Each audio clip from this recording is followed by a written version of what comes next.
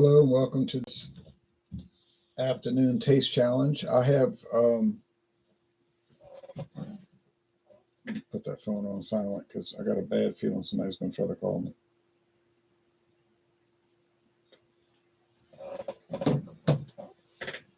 I have two Canadian whiskeys.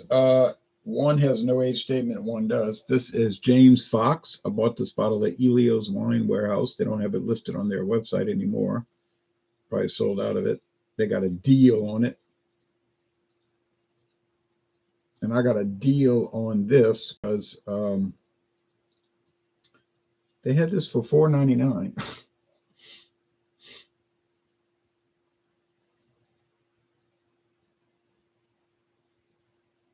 But it was actually cheaper if you bought 12 bottles. You got it for $4.17 a bottle. So I paid $4.99. But if you bought a whole case, you got it for $4.17. Crazy. Well, my friend David was like, "You want to split a case?" I was like, "What?" I said, "What are we going to do with this?" I mean, yeah, it's a great deal, $50 for a case of whiskey, but I mean, I don't want it. He said, yeah.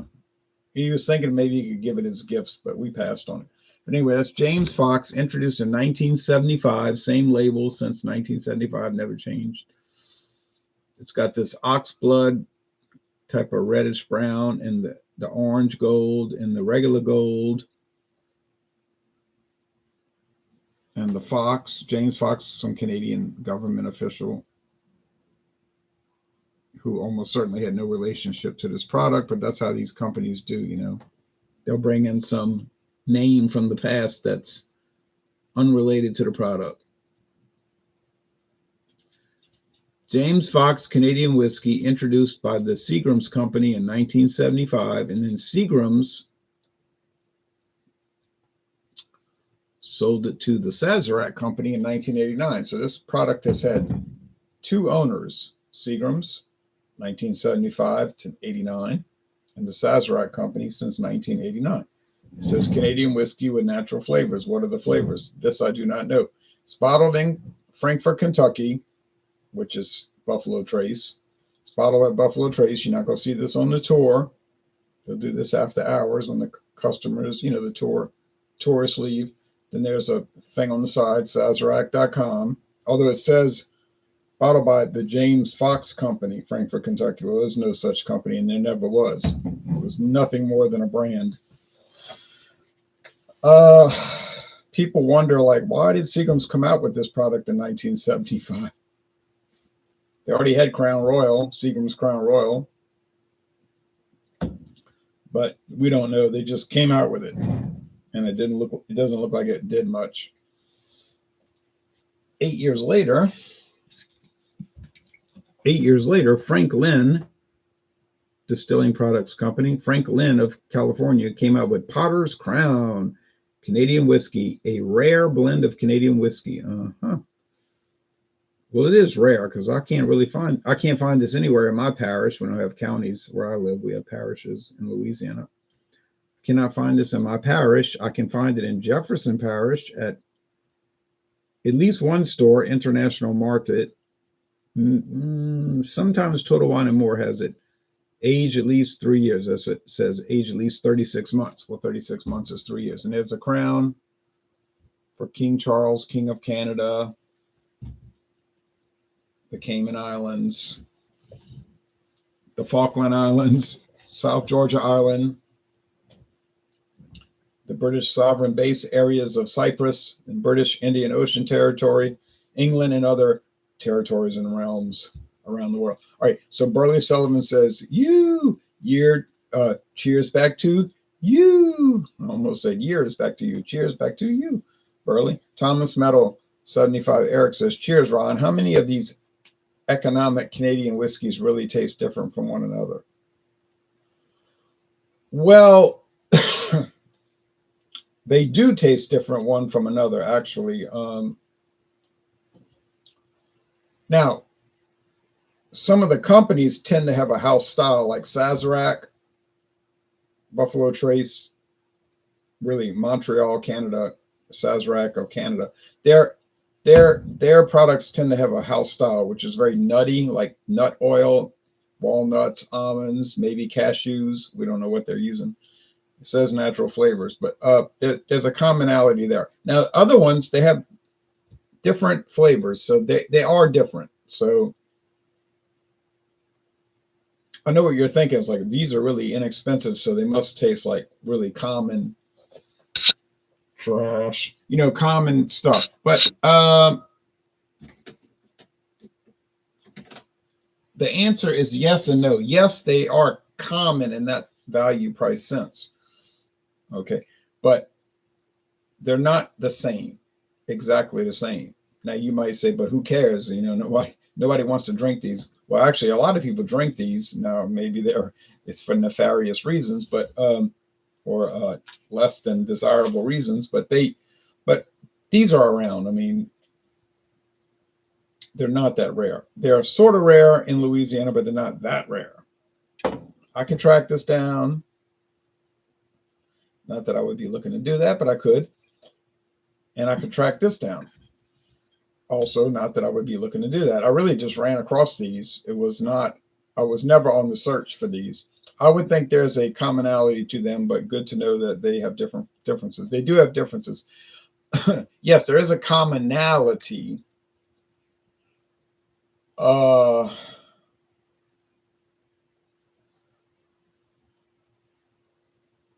Which is mostly a bourbon-esque type flavor, mostly corn. And then you get a little rye spice and maybe some malted barley, as they call it in Scotland, single malt, but that might only be 4 or 5% of the volume. And sometimes wheat, but I don't think too much. But they can't call it bourbon because it's not made in the United States. And it's also usually, but not totally, because some of these are aged in new charred oak barrels, but usually not aged in new charred oak barrels. See, bourbon has to be aged in new, never, got the labels wrong, never before used charred oak barrels. Typically white oak, but that's not a law. You can use any kind of oak. Might make it taste strange, but you can use any kind of oak. In Louisiana, we have water oak trees, but they kind of die after about 40 years, and then they fall over and fall on people's houses, and they just don't have a long lifespan. We have live oaks, which can live for hundreds of years, but they fall too. They rot on the inside, and you get termites eating them, and they'll fall. And that poor kid in the French Quarter over the summer got, I guess, permanently disabled from the tree falling and hitting him in the head when he's sitting on a park bench. And then the city officials were like, well, we did notice that the tree was rotted. And they said, well, why didn't you cut it down? Well, we had it on the work order. But you didn't think about like putting a warning tape around there that people shouldn't sit under the tree that was rotted? No, they didn't think about doing that. They're gonna have to pay a big penalty for that, when they go to court. Probably never go to court and get settled out of court. Insanity. I thought the Crown Royal and Northern Harvest Rye was pretty nice. Yeah, that's the best I've got.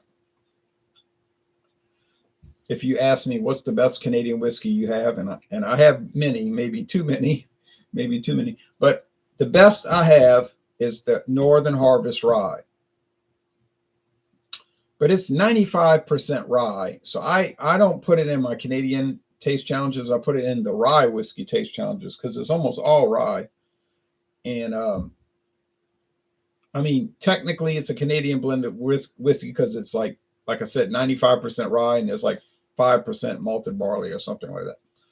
But in reality, it's a rye whiskey. Okay, so I mean, some of these you could put them in different categories, but we're going to call that a rye whiskey.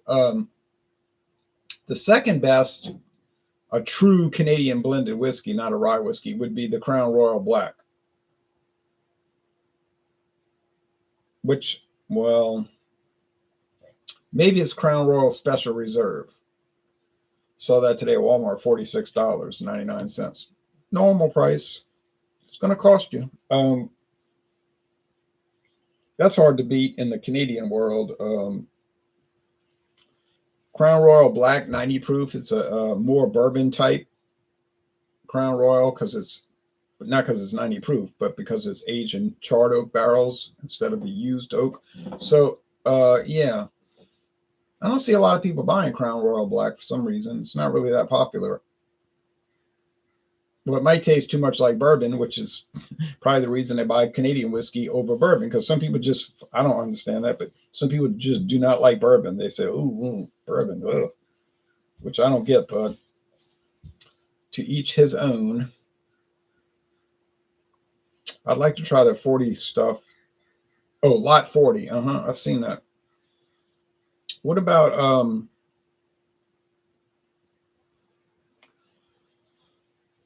what's the one from Niagara Falls? It's been around for 24 years. It's pretty popular. You know, I mean, it has a following. I don't know if it's really that popular, but and Alberta Premium Cask Strength Rye. Oh yeah, the cask strength. Woo, too strong. Sorry. I have the regular Alberta Premium Rye, 80 proof. It's kind of bland though. Honestly, it's a little bit bland. Good though. I had to delete the video David and I did on a Saturday afternoon. I was so sleepy. I was like, man, I didn't take a nap. You came over kind of early. And he was like, oh, it doesn't matter. But it did matter because we were doing the video and I was like falling asleep during the video. And I watched the replay and I was like, nah, I'm not going to post that. That was just too much. And it's sad, you know, because he really did like it. He was giving good marks to it. He was impressed by it. But we had done so many strong beers before that might have influenced it. But I do think it's good. You know, sort of good actually. He thinks it's better. He thought it was better than I thought. But I'm glad I got it, and I did get it on a great discount, $10 off. I saved $10. And I asked the store manager, I said, why are you selling it for $10 less? He said, oh, that was the only bottle we bought. We just bought one bottle to see if anybody would buy it. And as it turns out, no one bought it.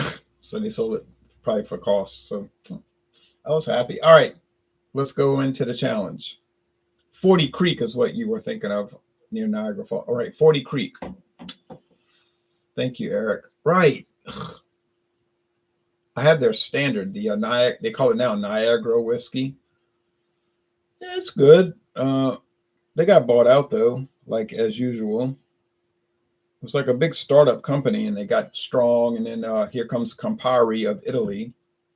They're like, "You want to sell your company? No. What makes you think that?" And they showed them the checkbook. Well, we're going to pay you this much. Oh yeah, of course we want to sell out. You crazy? All right. But I'm not saying Campari ruined it or anything. It looks like they expanded their product line, and the distribution seems to have gotten better. Because I can go to any Albertsons, they always have 40 Creek. And Winn-Dixie, 40 Creek.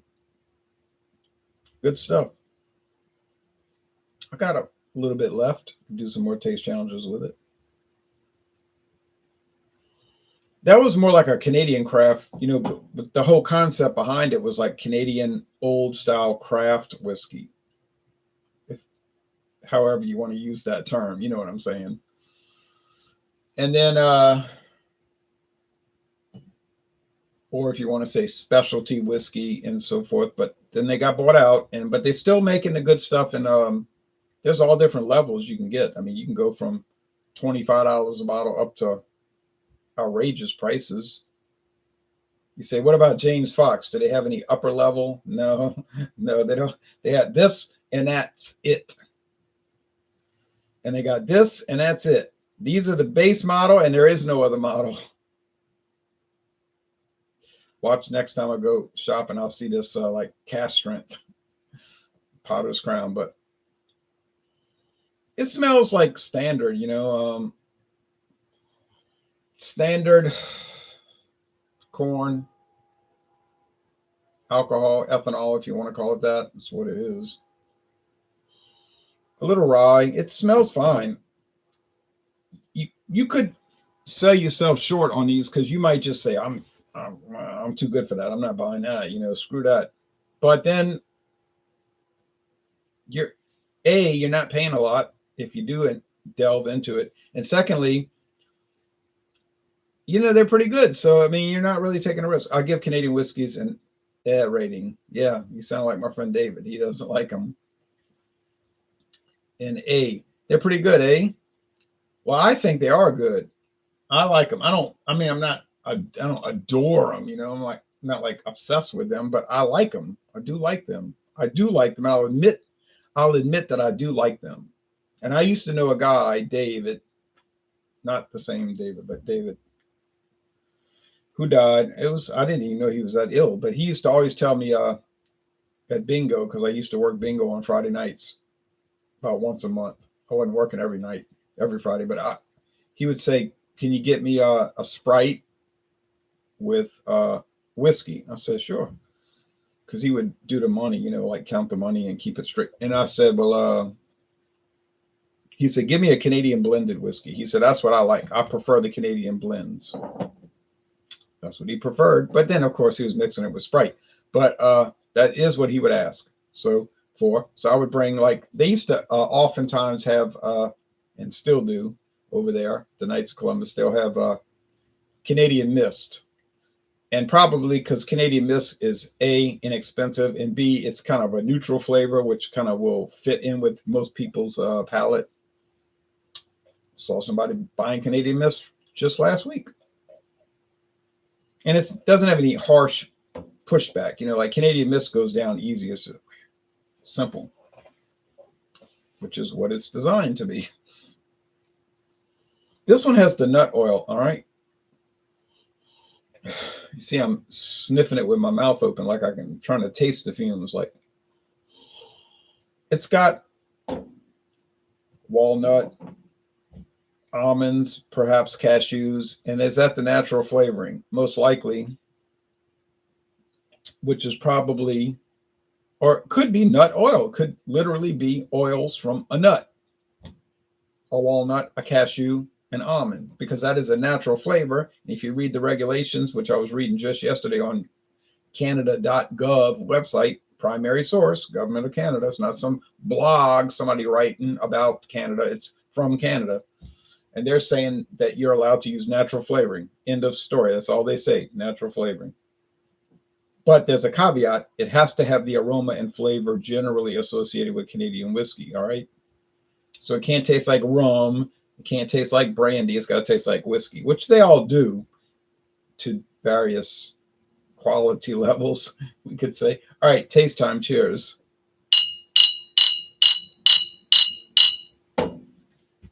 And Thomas Meadow, Eric, if you're still watching, join us Friday for Fandango Friday, liquor or liqueur. And I have a very special liqueur coming up. It was sent to me from the company. I never asked for that. Some people lied and said, are they just crazy? Some of these people are crazy. They say, you go around begging for liquor. I said, I don't beg for any beer or liquor. I never asked for it. This company just approached me and said, would you like to try this liqueur? And I said, well, they're in like the suburbs of Chicago. One of the outlying cities or really towns. I said, well, yeah, of course. So it came in like 2 days. Well, Chicago, I could drive to Chicago in one day. I've done that many times. Leave here at 5 in the morning. I'm in Chicago and it's not even dark. Afternoon. Late afternoon, obviously, but still daylight. Oh, you're saying, oh, I don't know what that means. Oh, but anyway, they sent it to me and it was nice. It was very interesting. So I'm going to bring that Friday night. I'm so excited to show it. All right. So I think on aroma, this is the Potter's Crown, because the Potter's Crown is much more like dry and sharp wood, if you want to say toothpick wood. Oh, James Foxe, not John Foxe. Well, I'm about to get to that. It's all right. It's nice. I mean, it's good. Good can go 80 to 89. It's not terrible. But I'm glad I only paid $4.99. All right. I mean, that's cheap, right? All right, taste. Cheers. And $14.99 for this big bottle. Oh, let me show the website for what that's worth, which isn't much, but because they don't describe the product. Here's Frank-Lin, California. They're showing their new building. It was getting kind of decrepit, and they make premium brands. They do contract bottling, probably a big part of their business. And here's the value brands. A nice way of saying cheap.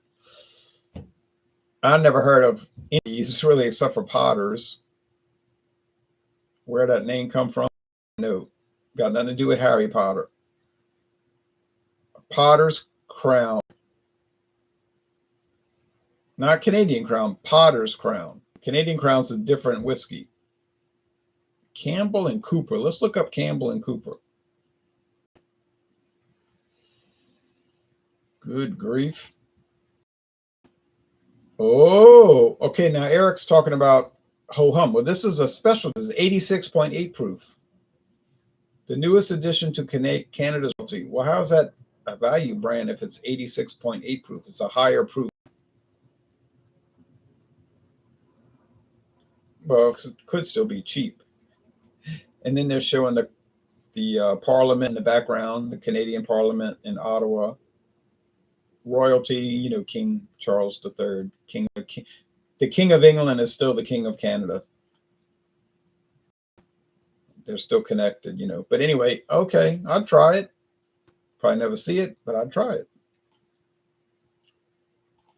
Frank-Lin Distillers products. They don't actually distill anything. They even make wine.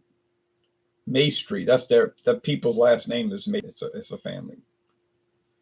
Oh, well, hey. Trade resources. What is this? Oh, government standards information. I always look at that. Regulations. Trade credit application. I guess you can get a trade credit. Then they're showing their facility where they're bottling everything. Okay. It is family owned. Dismantle the crown. Well, that's their issue. You know, that's not really our. We don't live in Canada. It's not our job to tell Canada how to run their government. These glasses have gotten so much dust on them over today. I'm gonna have to clean them when I get off of this. Do you like Canadian Club? Says Burley Sullivan. Oh yes, quite a bit. Quite a bit, but I drank it all. It's gone. But I'll probably buy more of one of the variants. I probably won't buy the standard one. I've gone through the standard. All right. Time to get the show on the road.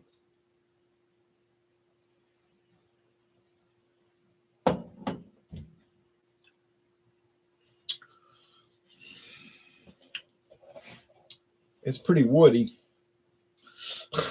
Like it tastes like a wood barrel. I mean, literally, it tastes like an oak barrel. You want to chew on some wood? No need to do that. You can just drink Potter's Crown. Woof. There's sweetness, of course, but it's not too much. Corn, you know, corn sugar, corn syrup. Corn, you know, corn is sweet, but it's not over the top. Rye spice, well, of course, there is some, but not a whole lot. Canadian whiskeys, the old nickname was rye. People used to call it rye whiskey because it was known to be higher rye than American. But yeah, it's not, it's a little bit on the plain side, but there is the oak. But nut flavor and all that, nah. Just standard. Any depth of fruit? No, there's no kind of fruit. All right, over here.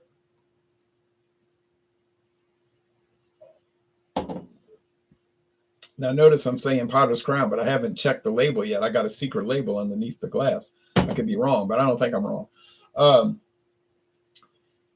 This one's very nutty.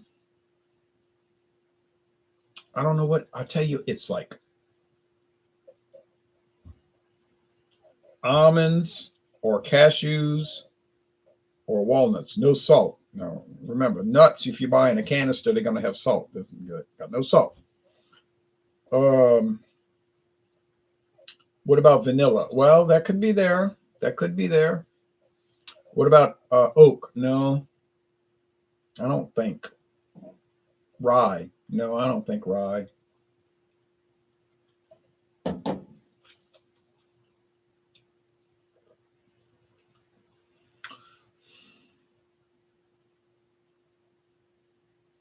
It's really just like you opened up a canister of nuts and you start eating the nuts, but it was the unsalted. You can buy those. Some people can't have salt, or at least they claim they can't, or they think they can't. I don't know. I'm not a dietitian. I'm not a doctor. I'm not a scientist. But you ever eat nuts? You get the oil on your hands. Like if I go in the backyard where it's loaded with pecans, I mean, it's full. I could pick 5 bags just from over there where I'm pointing. But then you got to crack them open. It's like a hard job to crack open those pecans. It's like a nightmare. But somebody at work has been taking them. She said her son loves to eat them. I said, as long as you have a cracker, you can. But if you eat those, your hands will be so oily. After you eat them, you could just almost like do this, like if you had like a lotion on your hands, lotion, like people put when it's dry, except your hands will smell like pecans, which I guess not a bad smell. I think Wayne Gretzky has a line of Canadian whiskeys. Oh, I wouldn't be shocked by that. So that's what it smells like, which is not a bad smell. So could they have taken actual nut oil and put it in the whiskey is the point I was trying to make. Yes, they probably could have, because like I said, all the law says you got to use natural flavors. Well, oil from a nut, pecan, walnut, almond, cashew, that's about as natural as it gets.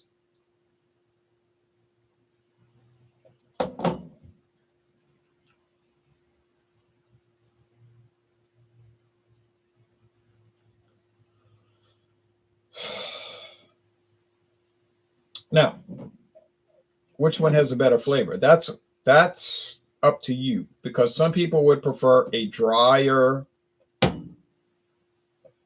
more wood oriented whiskey without the nut oil. Okay, that would probably work. Some people might like the natural flavor added. Now, some people would take great exception to that. They would say, I would never drink a whiskey with flavoring added. That's cheating. I guess it's cheating, but not in Canada, because that's always been the law that I know of. It's certainly the law today that they could add flavoring. Cheap, mid-range, expensive, doesn't matter. They can add flavoring, and they don't have to put it on the label. Hello, Jay, says Jean H. Pierre. I got a Legion pumpkin ale. Oh, talking about the night owl? Well, good. We won't have to all sit around talking about space dust. Well, at least we're going to have one person that's not going to have space dust. But I like space dust. Don't get me wrong. But, I don't want to necessarily hear about it a bunch of times. But I do like it. And everybody, well, that's why it's everywhere. That they pretty much just focus on that at all the convenience stores. Space dust. Here, there, and everywhere.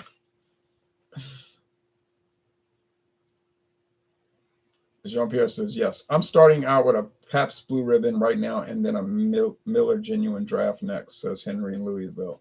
Those are two good choices. Well, I had, today I had a special double hazy IPA that Claude Diamond sent me.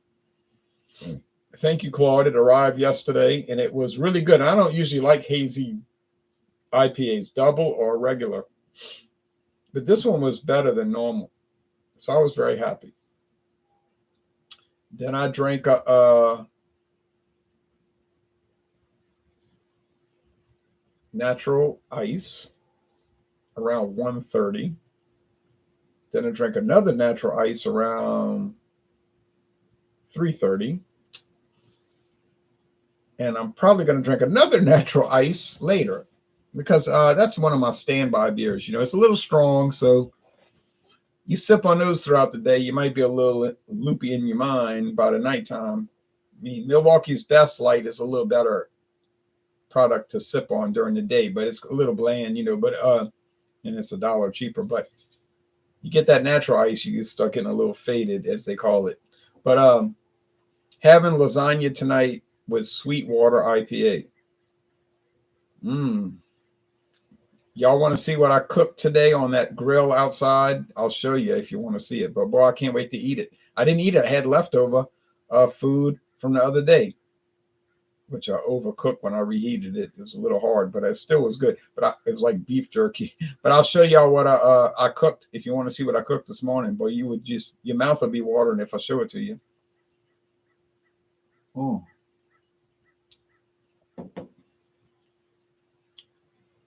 Bourbon County Stout is good for sipping throughout the day, laughing out loud, says Thomas Minow. Yeah, one bottle. Don't sip two. We'll read about you in the paper if you sip two. Okay, enough hemming and hawing and beating around the bush. Oh, show it? Okay, Jean. All right, I'm saying this is the Potter's Crown. It's not extraordinary, but it's pretty dang good, I have to admit. If it has the letter M, the main product that I'm doing right now, I'll know I'm right. Got it, letter M. This has letter C for the competitor. I got it. All right. That brings me to what? 4 wins, 1 loss. I think I'm going to start winning and winning and winning and winning and winning. So yes, Eric, you can tell them apart. All right, so here's the food outside in the fresh air with real charcoal, not gas. And I slow cooked it. It went over an hour. I mean, I cooked it for an hour, I think.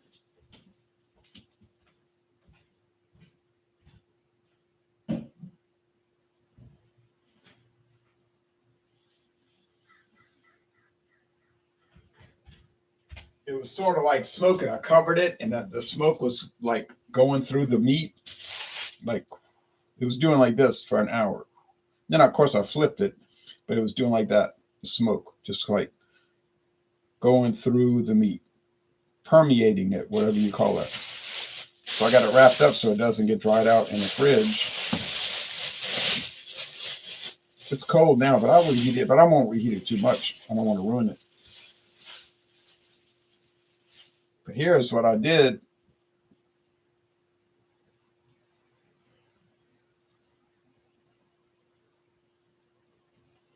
And I'll put the white, I'll put the, on both sides.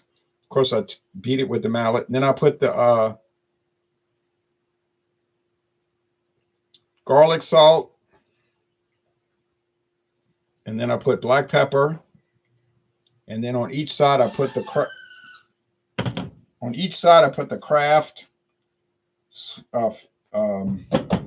spicy honey, and then let it slow cook. And boy, that's gonna be. I want to eat it right now, boy. It's really gonna be good. But I'm not gonna eat it. I'm gonna wait, and it'll marinate. It'll almost like it'll still almost like get more flavor in it in the fridge with the sauce soaking into it. I might bring it to work tomorrow and eat one of them.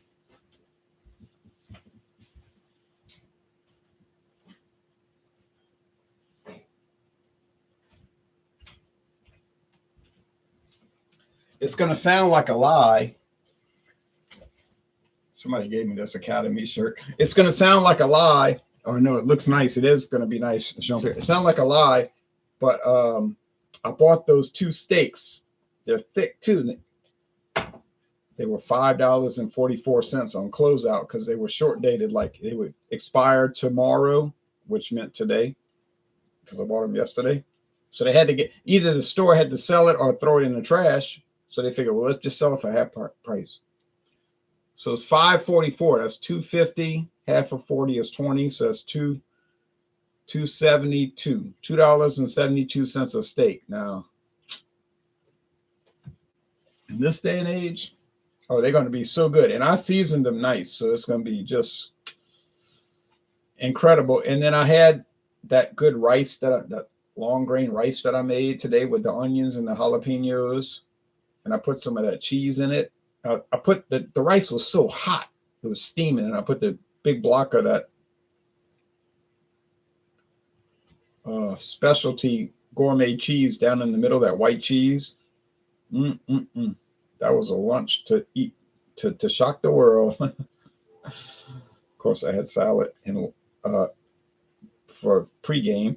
The OG Sweetwater IPA. That's what he's talking about. The regular Sweetwater. All right. Well, thanks for watching. So the winner, well, that's up to you. If you prefer a drier whiskey, go with the Potter's Crown. If you prefer a sweeter, nutty, weird, nutty flavor of whiskey, which I do prefer that, I'll admit, then go with the James Fox. Either way, you hadn't paid a lot, so you hadn't lost anything. You buy both bottles and it wouldn't cost you $20. As my experience showed. Now, today it might cost you more, today's prices, but you can still look around. You might, but anyway, ain't nobody going to look for it. All right, y'all take care now. Bye-bye.